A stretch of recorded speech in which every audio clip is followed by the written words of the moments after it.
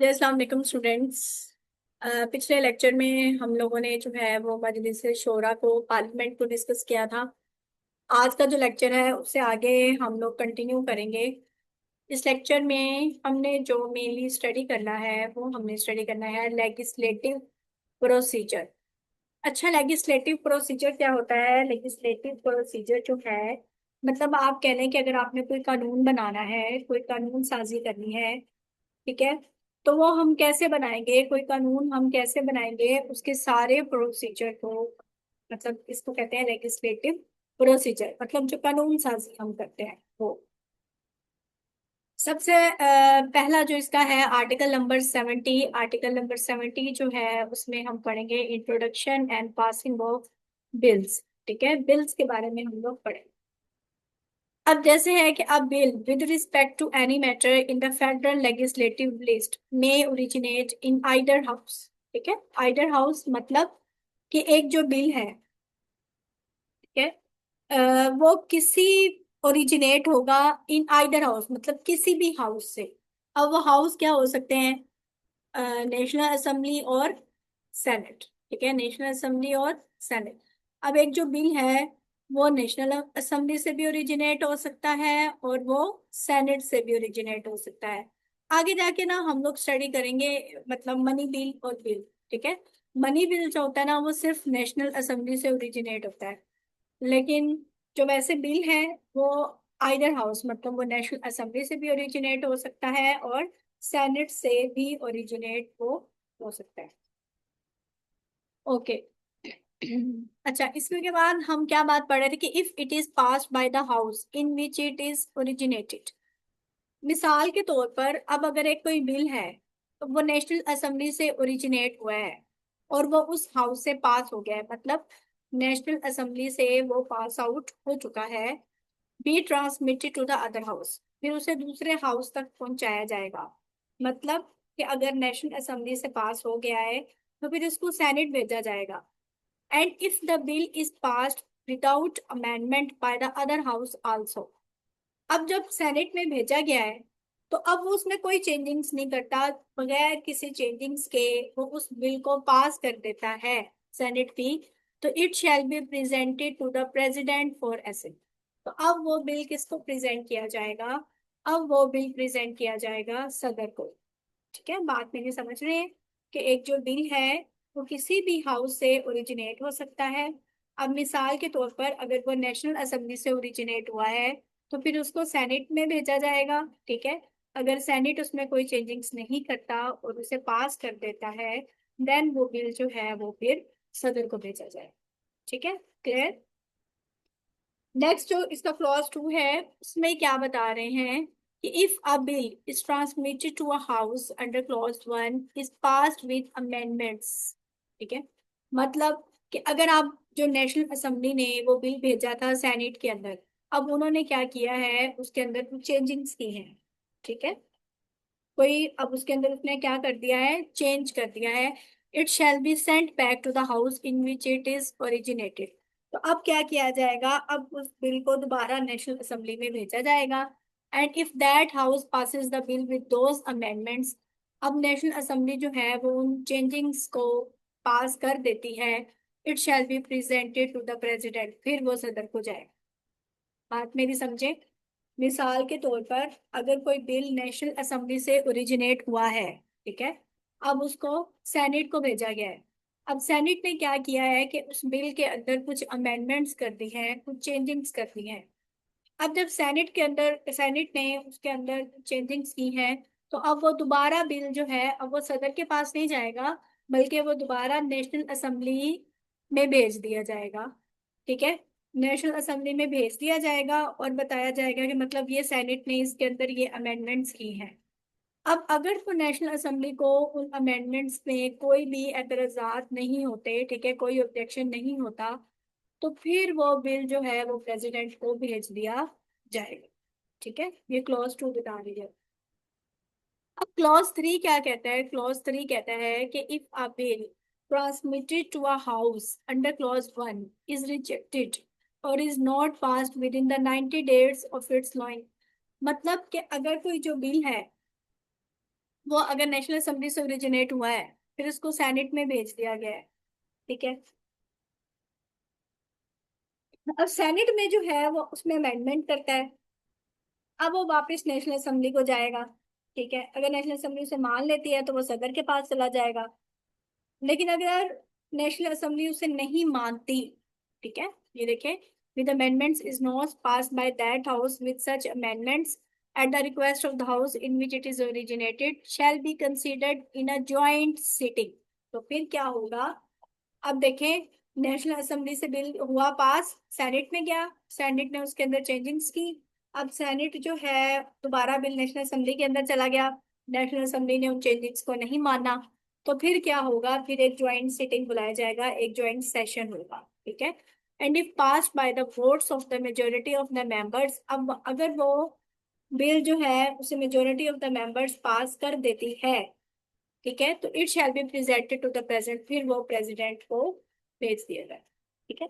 Simple सी बात है कि अगर वो वहां से भी पास नहीं होता, नेशनल असेंबली से दोबारा उन चेंजिंग्स के साथ उसे पास नहीं करती, तो फिर एक ज्वाइंट सेशन बुलाया जाएगा, वहां पे वोटिंग होगी, और मेजोरिटी ऑफ मेंबर जो फैसला करेगी, उसके बाद उस बिल को मंजूर किया जाएगा और फिर सदर के पास मंजूरी के लिए भेजा जाएगा, ठीक है।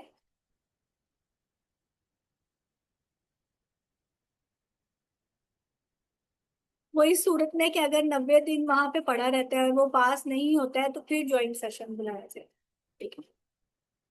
अब इसमें मीडिएशन कमेटी और मीटेड, अब जो 18th अमेंडमेंट हुई थी ना, उसमें ये ऊपर वाली बात को उन्होंने क्या कर दिया है, खत्म कर दिया है। अब डायरेक्ट ज्वाइंट सेशन की बात होती है। फिर उसके बाद है आर्टिकल नंबर 72। आर्टिकल नंबर 72 क्या है? प्रोसीजर एट ज्वाइंट सिटिंग्स, मतलब जो ज्वाइंट सिटिंग का जो प्रोसीजर होगा वो किस तरह होगा। The president after consultation with the speaker of the national assembly and the chairman. अब जो सदर है वो क्या करेगा? वो बात करेगा स्पीकर से, नेशनल असेंबली के स्पीकर से और सेनेट के चेयरमैन से, ठीक है। may make rules as to procedure with respect to the joint sittings of and communications between the two houses। कि अब सदर जो है वो स्पीकर और चेयरमैन से बात करेंगे कि ये जो ज्वाइंट सिटिंग है वो किस तरह होगी, ठीक है। At a joint sitting, the Speaker of the National Assembly or in his absence, such person as may be determined by the rules made under clause 1 shall preside। मतलब, अब इसका मतलब क्या है? अब जो ज्वाइंट सेशन है ना, उसको हमेशा कौन प्रिजाइड करता है? उसको प्रिजाइड करेगा speaker of the national assembly. अब अगर जो है speaker of national assembly preside करेगा और वो वहां पे सेनेट को बुलाएगा। अब इन केस कि अगर नेशनल असेंबली का जो स्पीकर है वो किसी वजह से नहीं है, तो फिर रूल्स के तहत जिसे सिलेक्ट किया जाएगा ना, वो फिर इस ज्वाइंट सिटिंग को प्रिजाइड करेगा, ठीक है। कि जो ज्वाइंट सिटिंग है ना, उसे हमेशा speaker of the national assembly he preside करता है। लेकिन अगर वो नहीं होगा, तो फिर रूल्स के तहत किसी को सिलेक्ट करके, जिसको सिलेक्ट किया जाएगा, फिर वो उसे प्रिजाइड करेगा। अच्छा, अब इसमें यह है कि the rules made under clause 1 shall be laid before a joint sitting and may be added to valid amendment और replaced at a joint sitting. अब जो भी वो रूल्स वगैरह बने, ठीक है, अब उनमें जो है ज्वाइंट सिटिंग में उनमें चेंजिंग्स जो है वो की जा सकती है। 4 है the subject to the constitution. Subject to the constitution का मतलब है कि आइन में जो चीज अलाउ है। All decisions at a joint sitting shall be taken by the votes of the majority of the members present and voting। अब जो भी डिसीजन ज्वाइंट सिटिंग के अंदर होंगे, उसमें मेजोरिटी ऑफ द मेंबर्स जो है वो से डिसाइड करेंगे, ठीक है। मेजोरिटी ऑफ द मेंबर्स से वो डिसाइड डिसाइड होगा। फिर आर्टिकल नंबर 73 की क्लॉज 1 क्या है? Procedure with respect to money bills, ठीक है। अब हम यहाँ पे मनी बिल की बात करेंगे। अब यहाँ पे हम देखेंगे कौन से बिल मनी बिल होते हैं और कौन से बिल जो है वो मनी बिल नहीं होते। Notwithstanding anything contain in article 70 a money bill shall originate in the national assembly.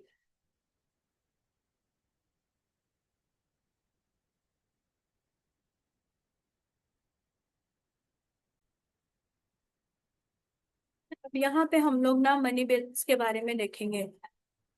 अब मनी बिल के अंदर मतलब मनी बिल जो है ना वो हमेशा कहाँ से ओरिजिनेट होगा, वो हमेशा ओरिजिनेट होगा नेशनल असेंबली से। ठीक है, नेशनल असेंबली से वो ओरिजिनेट होगा।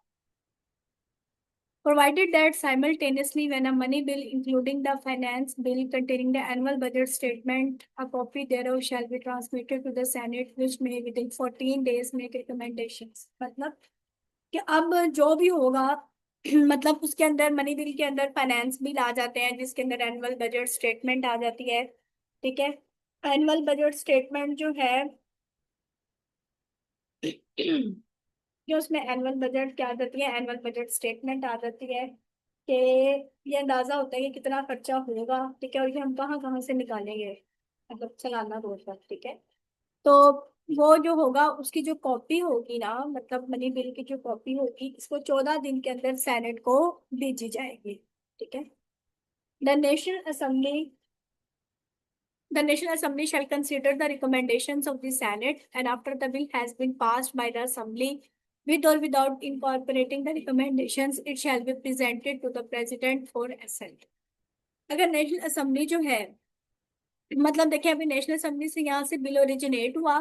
ठीक है, उसकी कॉपी जब सेनेट को भिजवाई गई 14 दिन के अंदर अंदर, तो वो वहां पे उसमें रिकमेंडेशंस कर सकती है। ठीक है, अब नेशनल असेंबली क्या है, उन सेनेट के रिकमेंडेशंस को कंसिडर करेगी, और जब बिल पास हो जाएगा, ठीक है, तो फिर क्या होगा, उसको प्रेसिडेंट के पास भेज दिया जाएगा। अब हम देखते हैं, लेकिन अगर सेनेट एतराज लगा देता है ना उसके ऊपर, अगर सेनेट एतराज लगा देता है तो फिर उसके उसके बाद ये होता है कि वो फिर पड़ा रहता है, मतलब फिर बाद में वो उसको खुद ब खुद ही जो है ना लगे नेशनल असेंबली, फिर भी उसको सदन को फॉरवर्ड कर देगी। ठीक है, ये होता है, मतलब 14 डेज के अंदर अंदर पहले सेनेट को भेजेगी और फिर वहां से प्रेसिडेंट के पास होते हैं। अब हम देखते हैं कि कौन से बिल जो है वो मनी बिल होते हैं। For the purposes of this chapter bill और amendment shall be deemed to be of a money bill if it contains provisions dealing with, मतलब the imposition, abolition, remission, alteration और regulation of any tax. अगर कोई tax impose करना है या उसको abolition, मतलब उसकी अबॉलिशन हो रही है या उसके अंदर चेंजिंग्स आ रही हैं या किसी टैक्स को रेगुलेट करने के लिए जो मतलब होगा कंज्यूम, वो मनी बिल के अंदर आएगा। इसके अलावा the boring of the money और the giving of any guarantee by the federal government. अगर फेडरल गवर्नमेंट कोई मनी बोरो कर रही है, जैसे आईएमएफ वगैरह से बोरो करती है, ठीक है, और उस पे जो भी फाइनेंशियल है वो मनी के अंदर आते हैं। Custody of the federal consolidated fund, the payment of moneys into the issues of the money from that fund. अब जो फेडरल कंसोलिडेटेड फंड है ना, जो हमारे मुल्क के तमाम पे पैसे हैं वो इसमें इकट्ठे होते हैं। ठीक है, अब फेडरल कंसोलिडेटेड फंड आगे हम जाके देखेंगे कि वो इसमें पब्लिक अकाउंट्स में क्या चीजें आती हैं और फेडरल कंसोलिडेटेड फंड में क्या चीजें आती हैं। फेडरल कंसोलिडेटेड फंड में क्या क्या होता है, जितना भी रेवेन्यू गवर्नमेंट रिसीव कर रही है वो, और जितना all money by the repayment of any loan और all loans raised by federal government, वो सारा कुछ फेडरल कंसोलिडेटेड फंड में आ जाता है। अब हमने यहाँ से पेमेंट करनी है या यहाँ से मनी विड्रॉ करना है, वो सारा कुछ मनी बिल के अंदर आ जाता है। इसके बाद the receipt of moneys on the account of the public account. ठीक है, ये आप लोग एक दफा पढ़ लीजिएगा कौन कौन से any matter incidental to any of the matter specified. A bill can not be, कौन सा बिल जो है वो अब मनी बिल नहीं होगा। ठीक है, फॉर द इम्पोजिशन और the alteration of any fine और अदर पिक्यूनरी पेनल्टी, मतलब कोई फाइन लगता है या कोई फाइन के नतीजे में वो चीज मनी बिल के अंदर नहीं आएगी, या फिर कोई लोकल अथॉरिटी कोई टैक्स लगा देती है। ठीक है, फॉर द लोकल पर्पसेस, वो चीजें भी, वो भी जो हमारा होगा वो मनी बिल के अंदर नहीं आएगा। फिर है क्लॉज नंबर 4 कि if any question arises whether a bill is a money bill और not, the decision of the speaker of the national assembly. मतलब कि अब ये क्वेश्चन अराइज है कि कोई भी जो बिल है वो मनी बिल है या नहीं है, तो उसका जो फैसला करेगा वो नेशनल असेंबली का स्पीकर करेगा उसका फैसला, और उसका जो फैसला होगा ना वो फाइनल होगा। ठीक है, every money bill presented to the president for assent shall bear a certificate under. अब जो भी मनी बिल प्रेसिडेंट को प्रेजेंट किया जा रहा है ना, तो अब स्पीकर ऑफ नेशनल असेंबली मतलब उसका डिसीजन कर रही है, तो वो क्या करेगी, वो एक सर्टिफिकेट पेश करेगी प्रेसिडेंट को कि ये मनी बिल है। ठीक है। अब वो जो सर्टिफिकेट होगा ना वो कंक्लूसिव होगा for all purposes and shall not be called in question, मतलब उसको अब कहीं पे भी चैलेंज नहीं किया जा सकता। उसके बाद है article number 74, federal government consent required for financial measures. मतलब कि अ मनी बिल और अ बिल, मतलब कोई भी मनी बिल है या कोई भी अमेंडमेंट है which if enacted and brought into operation, मतलब हुआ है। अब उसके अंदर कौन कौन से एक्सपेंडिचर इन्वॉल्व है, उसके अंदर एक्सपेंडिचर इन्वॉल्व है from the federal consolidated fund, या withdrawal from the public account, या कोई भी ऐसी चीज जो कि अफेक्ट कर रही है करेंसी ऑफ द पाकिस्तान को, ठीक है, स्टेट बैंक ऑफ पाकिस्तान। तो वो क्या किया जाएगा, वो पास नहीं होगा without the consent of the federal government. ठीक है, shall not be introduced or moved in parliament except by or with the consent of the federal government. ठीक है, वो फेडरल गवर्नमेंट की कंसेंट उसके लिए जरूरी है। फिर आर्टिकल नंबर 75 है प्रेसिडेंट्स एसेंट टू बिल्स। ये क्या है कि when a bill is present to the president for assent the president shall within the 10 days, मतलब जब कोई बिल सदर को पेश किया जा रहा है तो सदर ने क्या करना है, 10 दिन होते हैं उसके पास, या उसे पास करे या फिर उसके ऊपर एतराजात लगाकर उसे वापस भेज दे पार्लियामेंट के अंदर। ठीक है, इसके अंदर यही है कि 10 दिन के अंदर वो या तो असेंट टू द बिल, या तो उस बिल को मंजूरी दे दे, या फिर in the case of a bill other than a money bill return the bill to the Majlis parliament को वो वापस भेज दे। ठीक है, तो ये होता है। फिर क्लॉज नंबर 2 है कि when the president has return a bill to the Majlis Shoora, अब अगर जब प्रेसिडेंट जो है वो बिल मजलिस शोरा को रिटर्न कर देगा, it shall be reconsidered by the Majlis Shoora in joint sitting, तो फिर क्या होगा, फिर दोनों हाउसेस को बुलाया जाएगा। ठीक है, मतलब फैसला होगा। इट इज अगेन पास्ड, अब अगर वो दोबारा पास हो जाता है विद और विदाउट अमेंडमेंट, मतलब अगर उसके अंदर अमेंडमेंट कोई की गई है या नहीं की गई है, by the votes of the majority of the members of both houses it shall be deemed for the purposes of constitution, मतलब कि अब जब सदर ने जो बिल है वो पार्लियामेंट को वापस भेज दी है, अब पार्लियामेंट ने क्या किया है, दोनों हाउसेस को, मतलब दोनों हाउसेस आ गए हैं, उनका ज्वाइंट सेशन हुआ है और उसके अंदर वो bill majority of the member से पास हो गया है वोटिंग से। ठीक है, तो अब वो क्या बन जाएगा, वो हमारा कानून बन जाएगा। ठीक है, अब प्रेसिडेंट को जो है ना, अब फिर सदर साहब के पास 10 दिन होंगे कि अगर वो उस पर फिर भी, ठीक है, have been pass and the president shall give his assent within the 10 days, अब प्रेसिडेंट ने ना उसके ऊपर अपनी मंजूरी 10 दिन के अंदर देनी ही देनी है। Failing with such assent shall be deemed to have been given, अब अगर उसके ऊपर वो 10 दिन के अंदर कोई मंजूरी नहीं देता तो वो बिल जो है वो मंजूर शुमार होगा। ठीक है, फिर वो कानून बन जाएगा। अब ये किसी तरीके से भी हम इसको इलीगल करार नहीं दे सकते। ठीक है, when the president had acceded to a bill it shall become law, ठीक है, लॉ बन जाता है and call be an act of Majlis Shoora. No act of Majlis Shoora and no provision shall be invalid by the reason only that, मतलब इसमें यही है कि हम भी उसको किसी तरीके से भी जो है वो इलीगल करार नहीं दे सकते। आर्टिकल नंबर 76 है bill not to lapse on prorogation, मतलब बिल खत्म नहीं होता। किस तरह वो देखते हैं कि a bill pending in the senate which has not been, अब एक कोई बिल है, ठीक है, अब वो सेनेट के अंदर पड़ा है और वो नेशनल असेंबली से अभी पास नहीं हुआ, क्योंकि बिल जो है वो तो किसी भी हाउस से ओरिजिनेट हो सकता है ना। तो यहाँ पे आपको एग्जांपल दी गई है कि अगर कोई ऐसा बिल जो कि सेनेट से ओरिजिनेट हुआ है और वो अभी तक नेशनल असेंबली से पास नहीं हुआ, shall not lapse on the dissolution of national assembly, मतलब अब सेनेट में पड़ा है, नेशनल असेंबली से भी पास नहीं हुआ, लेकिन नेशनल असेंबली जो है वो डिसॉल्व हो जाती है, वो खत्म हो जाती है, तो क्या बिल रहेगा या खत्म हो जाएगा, तो बिल रहेगा। ठीक है, बिल खत्म नहीं होगा, अगर नेशनल असेंबली डिसॉल्व भी हो जाती है फिर भी वो बिल खत्म नहीं होगा।